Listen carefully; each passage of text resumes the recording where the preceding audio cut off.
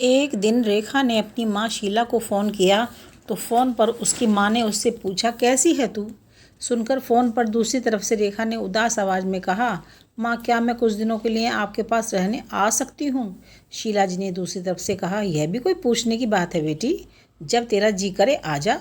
ठीक है माँ, मैं सोच रही हूँ कि अपने साथ बच्चों को भी ले आऊँ, वहीं से स्कूल चले जाया करेंगे। सही कहा तूने, मायका और ससुराल एक ही शहर में होने का यही तो फ़ायदा है। पर मुझे एक बात तो बता, वहाँ सब ठीक तो है ना? रजत से तेरी कोई खटपट तो नहीं हुई है? ऐसी कोई बात नहीं है, बस मैं ससुराल की जिम्मेदारी संभालते संभालते कुछ थक सी गई हूँ। यहाँ किसी को मेरी थकान नज़र ही नहीं आती है। मायके आकर मैं कुछ दिन आराम से रहना चाहती हूँ। अच्छा, यह बात है, तब तो कल ही आ जाओ। ठीक है माँ। बेटी से बात करके शीला जी सीधे अपनी बहू पद्मा के पास पहुंची। सुनो पद्मा, कल रेखा अपने बच्चों के साथ कुछ दिन रहने के लिए आ रही है। पद्मा ने कहा, जी माँ जी, मेरी बेटी ससुराल में नौकरों की तरह हर वक्त काम में लगी रहती है, फिर भी कोई उसके काम पर ध्यान ही नहीं देता। यहाँ आएगी तो कुछ उसका मन बदलेगा। पद्मा ने कुछ नहीं कहा। यह देखकर शीला जी बोली, क्या तुम्हें मेरी बेटी के आने की खबर सुनकर खुशी नहीं हुई है? यह बात नहीं है माँ जी, दीदी यहाँ आकर रहेंगी तो मुझे बहुत अच्छा लगेगा। पद्मा ने अपनी सास से यह कह तो दिया, पर सोचने लगी, काश मेरी सासू माँ को मेरी थकावट भी कभी नज़र आती। रात दिन मैं अकेले घर के कामों में खटती रहती हूँ। पद्मा के मन में यह ख्याल भी आया कि रेखा दीदी जब मन में आता है तभी मायके चली जाती हैं। एक मैं हूँ जो साल में एक बार ही अपनी माँ के पास जा पाती हूँ, उसमें भी मेरी सासू माँ को प्रॉब्लम होती है।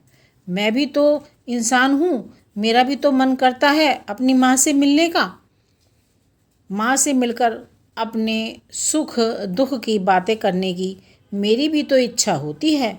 पद्मा मन ही मन भगवान से कहने लगी कि हे भगवान, अब आप ही कुछ कर सकते हैं जिससे कि मेरी सासू माँ की आंखें खुलें और वो मेरे बारे में भी सोचें।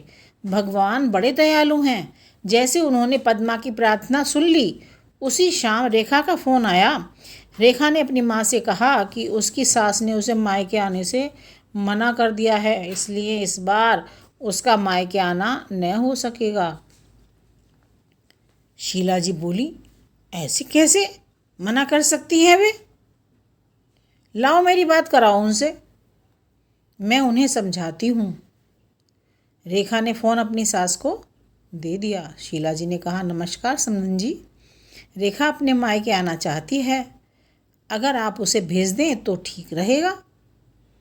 रेखा की सास ने कहा, देखो समधन जी, हमें इसमें कोई प्रॉब्लम नहीं है कि रेखा अपने मायके जाकर रहे, पर आप अपनी बहू के बारे में भी तो कुछ सोचिए।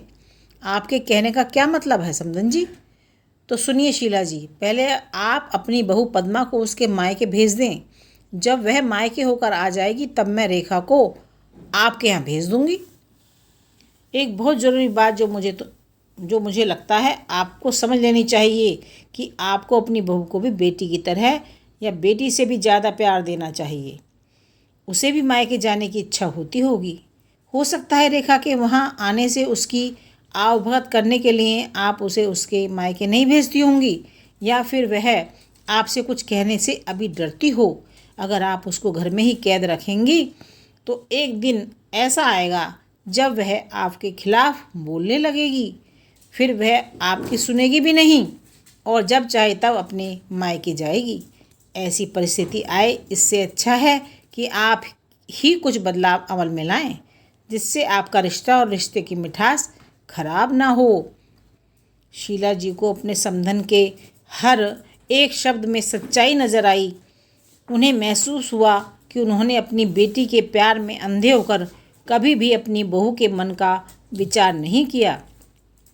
उन्होंने हमेशा ही अपनी बेटी को अपनी बहू से ऊपर रखा। दूसरी तरफ रेखा भी अपनी भाभी के बारे में हो रही इस बातचीत को सुन रही थी।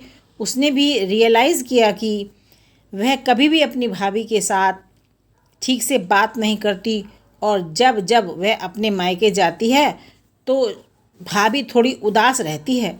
शीला जी ने अपनी बहू को बुलाया और उसे कहा कि पद्मा कुछ दिनों के लिए रेखा नहीं आने वाली है, इसलिए पहले तुम अपने मायके होकर आओ।